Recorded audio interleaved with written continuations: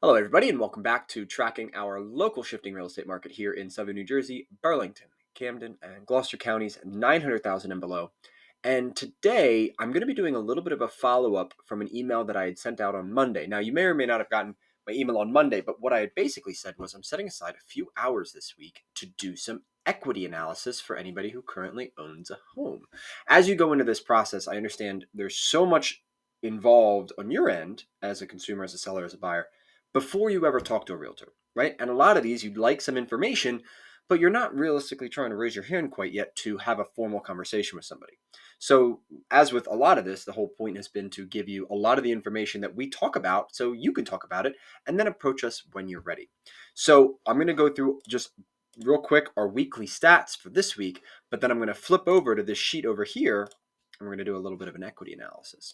So, this week, what am I hoping to see? First off, I got to see these total active listings come back up again. We fell off in the last little bit of December. I'm looking at my averages here.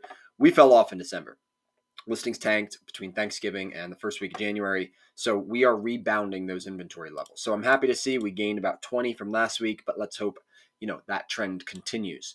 Way more new listings this week than last week, which I'm happy to see. Under contracts were almost identical, but a lot less closed this week. Not a lot of people in December were closing second week of January. Most people are trying to close, right at the end of December, first week of January, kind of get it off the books. So I'm kind of okay seeing that. And again, we saw not a lot of listings come out in those weeks of December. It's 30 days later. So to see our close numbers be a little bit down, not all that surprising. Expired withdrawals, they're really low. Again, a lot of listings just restarted and things like that, but not a lot of listings are coming off the books. Price reductions, back up to a healthy number, 127. Our days on market, for the first time since our trend started going up with days on market, we actually had a tiny little reduction in our median, coming from 44 down to 43, which is good. One thing that has been very surprising to me is that our median list price has come all the way down to 329 after hovering at about the 340 mark for quite a while. A lot of that has to do with just the volume of inventory that's come on the market, those days on market that had increased, the sales numbers that are just not quite there. So for me, median list price being down at 329, I think is definitely a little something to look at. But again, I'm not expecting that to really last, because as soon as these interest rates start coming back down, the feeding frenzy is going to happen again. Buyers are going to start entering the market again. It's going to start putting an upward pressure on price. So we're kind of just hovering here for a little bit with some of these prices, but I wouldn't expect this to last very long or to stay down here.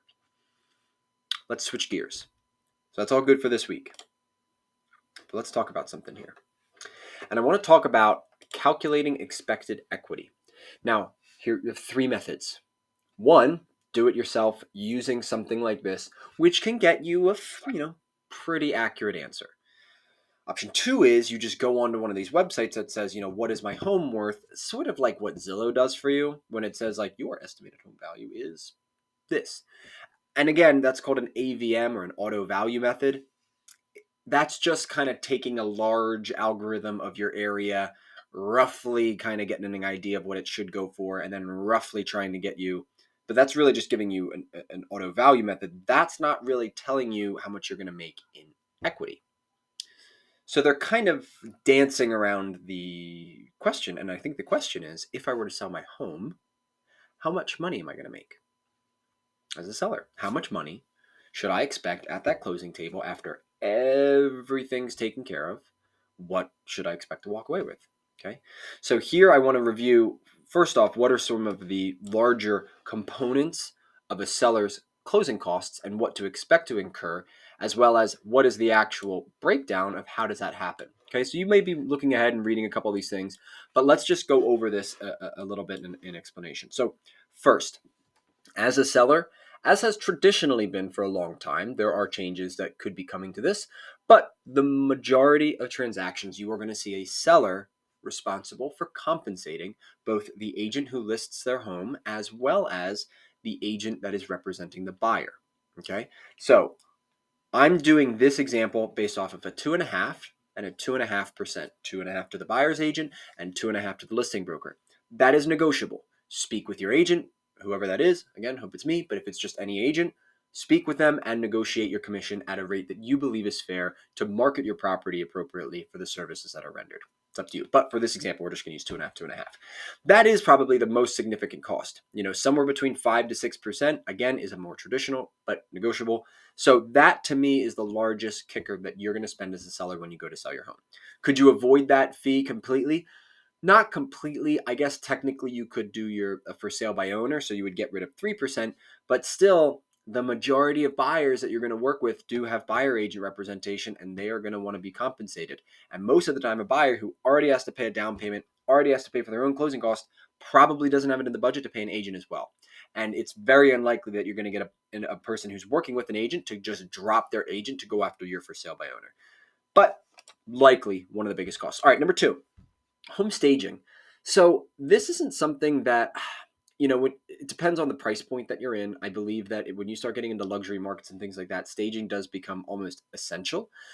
For many homes, staging is really more of a recommendation from your realtor about the furniture that you already have during the listing appointment. So I actually wouldn't calculate this as an expense to the seller.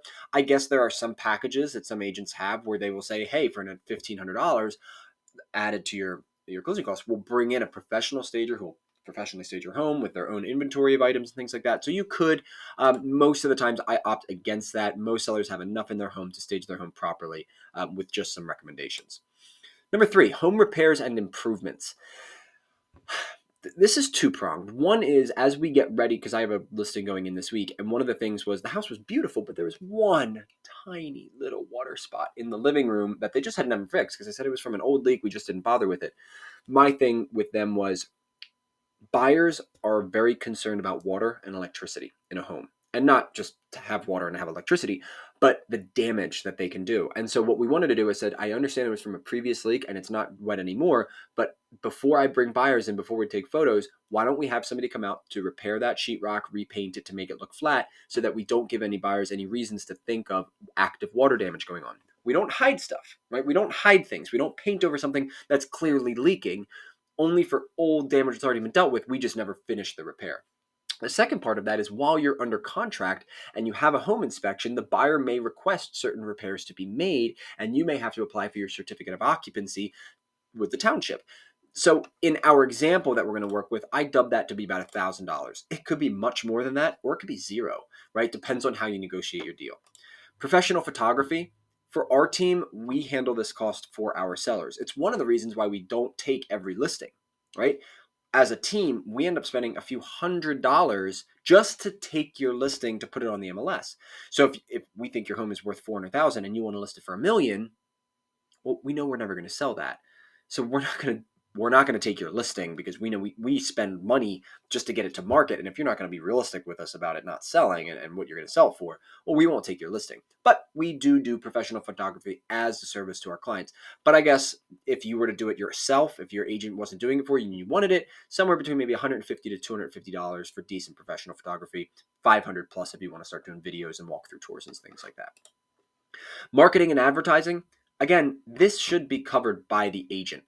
There's not a lot of times where I see a seller looking to put money behind their advertising. The only area where I see this being a factor is if you are in, let's say you're in a vacation market and you wanted to run a couple ads in multiple of the major suburban areas that are outside of it, but your agent's like, look, I can't run thousands of dollars worth of advertisement for you. Just doesn't make sense fiscally. So if you wanted to kind of put a little bit more fuel to that fire, I guess you could do it that way. The home inspection and appraisal, and we kind of touched on this a little bit in the home repairs and improvements, but this is that second part of it where when you get under contract, you may have to pay some of these costs. Now, the appraisal, that's the buyer's responsibility. The buyer pays for that during the transaction. So for us, when we're calculating equity, I'm not going to include that in this factor. Closing costs, right? This is the other big one. You have the realtor commissions and then you have your closing costs. And that can be your title side preparation fee. This could be your New Jersey Realty transfer fee. This can be a lot of those miscellaneous, getting it notarized, deed preparation, all those little things that can all go into your closing costs. So that's the one that kind of is always the dark horse in trying to calculate this equity. And then property taxes and utility payments. Taxes are paid quarterly, and so if you pay your taxes January 1st for all of January, February, and March, obviously if we settle sometime in February, there's a proration of those taxes that will come back to you and things like that from the buyer.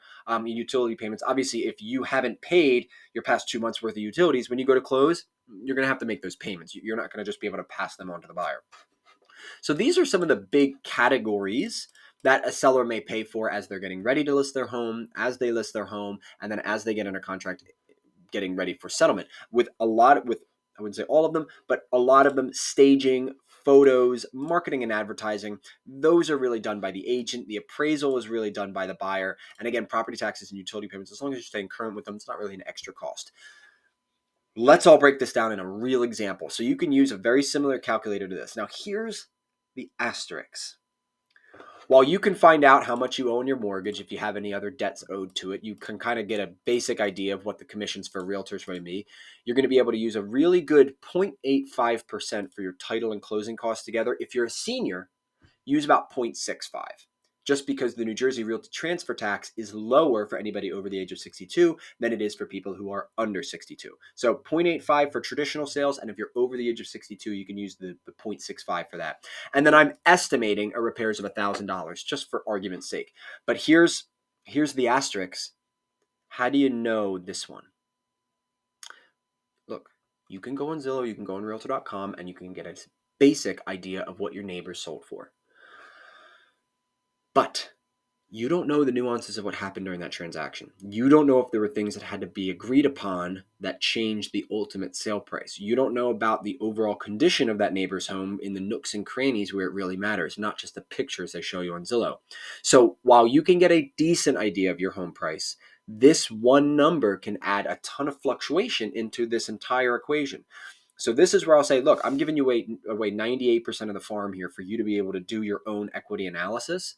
But the one aspect that if you really want to get granular with what you should get on this home price, it would require a realtor coming to your home, performing a listing, appointment, going over and seeing your home, seeing the condition, doing current market trends and everything to analyze it for this market today, even with like the weekly changes that we see. All right. So here's how we basically do it.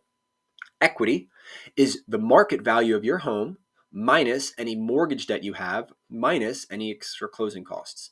So in this example, we have a market value of $400,000.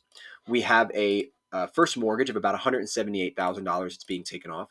You have a home equity line of credit that you have open for about $31,000. Maybe you helped buy your son or daughter a car or something like that. We have the 2.5 and the 2.5, which is $10K each for the buyer's agent and the listing agent. Then the seller side sort of title and closing costs is this 0.85 multiplied by 400,000, which gives us that number, and then repairs of 1,000. So in this example, and we're going to go ahead and basically wrap up here, if you had sold your home at $400,000 and you had these various costs that you had to incur, you would expect to walk away with an equity payment of $166,000. $600, 166,600. That's just a weird number how it came out to it. So this is a basic snapshot of how you get down to that equity. So as you go forward, as you consider over this early springtime of, are we considering selling the house in 2024? Well, what do we stand to make? I know that homes increased in a lot of prices. Use this as the backbone for that. But at the end of the day, if you really want to have a crystal clear idea of the home value and the pricing strategy that we would give for that very first number, let's talk. Anyway, hope everyone has a wonderful week. Week 2, I will see you in week 3. And if you have any questions about this, you know where to find me.